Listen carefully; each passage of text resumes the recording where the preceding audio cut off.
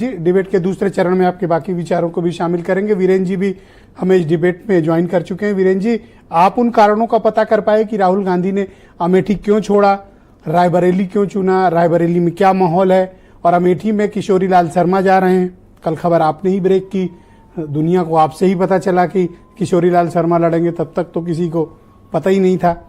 तो अब दोनों जगह का जब आपने आज कवरेज किया और एनालिसिस किया, आपने क्या महसूस किया? देखिए, ये बात खुद कांग्रेस के लोगों के समझ में नहीं आ रही है कि राहुल गांधी को अमेठी के बजाय रायबरेली से लड़ाने के पीछे क्या रणनीति है। आखिर ऐसा कांग्रेस को कौन सा बहुत बड़ा फायदा होने जा रहा है जो उन्होंने रायबरेली से राहुल गांधी को प्रत्याशी बनाया है और इस पर इतना सस्पेंस रखा। ये जरूर है कि रायबरेली में कांग्रेस के परंपरागत वोटर हैं, गांधी परिवार को जिताता आया है, लोगों ने उत्साह भी दिखाया, लेकिन राहुल गांधी तो 2 बार सांसद रहे अमेठी से, एक बार वो हार गए, उसके बाद वो वहां से निकल गए। ये चीज लोगों को समझ में नहीं आती है। इतना सस्पेंस बनाकर लड़ाने क्या फायदा, पहले ही ऐलान कर देते कि राहुल गांधी रायबरेली से लड़ेंगे तो अमेठी में अपना जिसको देना होता देते। देखिए, ऐसा लगता है कि पहले ये दबाव था कि प्रियंका भी चुनाव लड़ें, लेकिन आखिरी वक्त तक शायद वो नहीं मानी।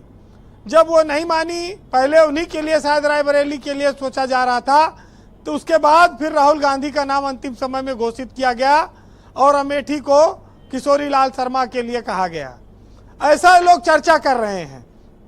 प्रियंका गांधी ने चुनाव लड़ने से मना किया, लेकिन अगर राहुल वायनाड और रायबरेली दोनों जीत जाते हैं तब वायनाड से वो किसे लड़ाएंगे? क्या प्रियंका गांधी वायनाड लड़ने जाएंगी? ये भी एक बड़ा सवाल फिर बनेगा। लेकिन आप चाहे इसे पलायन समझिए, चाहे इसे डर या जो संघर्ष का मादा कहते हैं जिसे, ये सब आज अमेठी और रायबरेली में देखने को मिला है।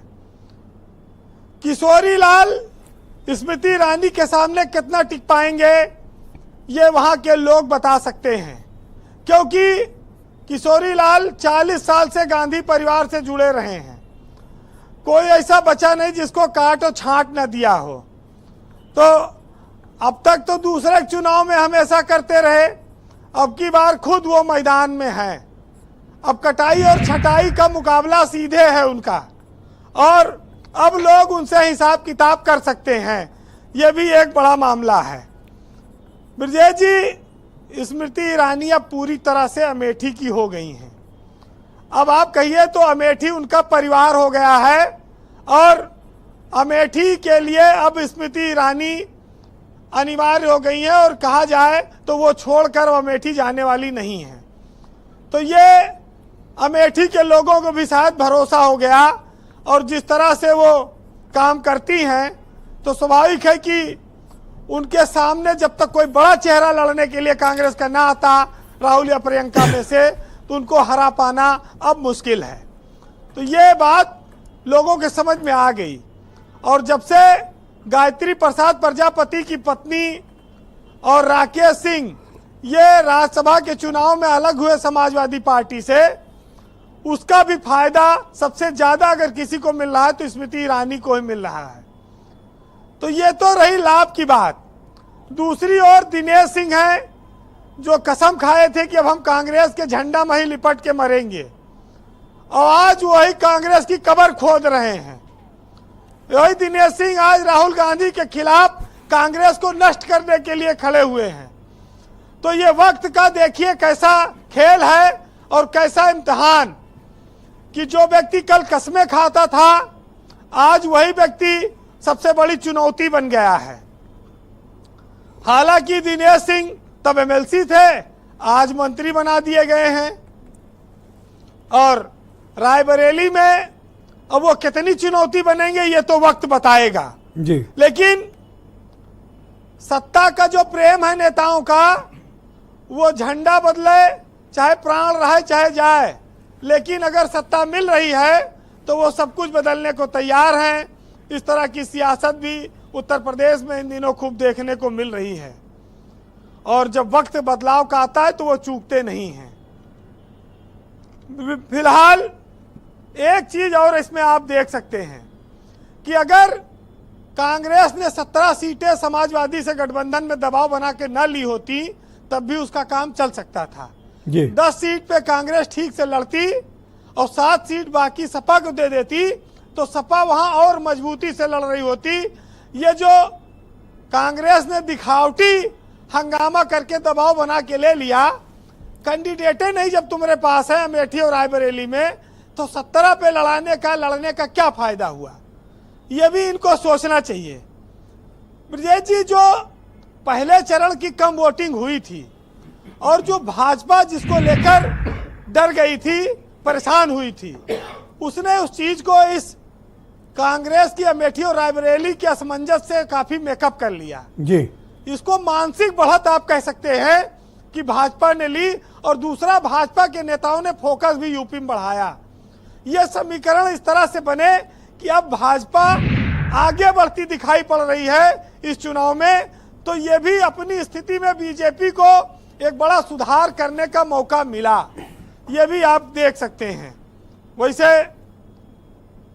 राहुल गांधी आज नामांकन कर दिए हैं, लेकिन अमिताभ बच्चन के बारे में तो दुनिया जानती है। उनका जो प्रचार है उसकी सियासत कुछ इसी तरह की है। अमिताभ बच्चन जो आदमी हो, गजब के आदमी हैं। पहले कहते हैं कि कौन बनेगा करोड़पति में आके खेलो, पैसा जीतो। फिर कहते हैं कि जो पैसा जीते हो कल्याण ज्वेलर से जाके होके सोना खरीद लो। फिर कहते हैं कि जो सोना कल्याण ज्वेलर से खरीदो का मुथूट फाइनेंस वाले के यहाँ गिरवी रख के पैसा नगद ले लो। और फिर कहते हैं कि अगर कर्ज जब सोना गिरवी रखे हो तो भाई अगर कर्ज भरने की टेंशन है तो शर्मा नवरत्न तेल लगा लो, ठंडा ठंडा महसूस होगा, टेंशन दूर हो जाएगा। तो ये सब जो है एक से एक तरीका है, वैसे राजनीति है जी कि यहाँ से नहीं लड़ोगे तो गड़बड़ है, वहां लड़ोगे तो गड़बड़ है, ये सबका छोड़ के सोल्यूशन भागे, है। वो डर गए जी ये सब तमाम किस्से और कहानियां हैं। बहरहाल सुनिएगा कि जिस चमन को खाली दूसरों के हवाले कर दिया जाता है वो चमन उजड़ जाते हैं, इसलिए बागबा को नजर रखनी चाहिए हरदम चमन पर। सुनिएगा कि अगर कोई पूछता नहीं होता तो कोई देवता नहीं होता, और सब्र कल मुश्किलों का हल होगा, वक्त किसका बुरा नहीं होता, और वो जो सबके करीब होता है वो किसी का सगा नहीं होता, और बागबा पर नजर रखी होती तो चमन यूं लुटा नहीं होता। बहुत बहुत शुक्रिया वीरेंद्र जी, आपका बहुत बहुत धन्यवाद। ग्राउंड जीरो से अपने फीडबैक, ओपिनियंस और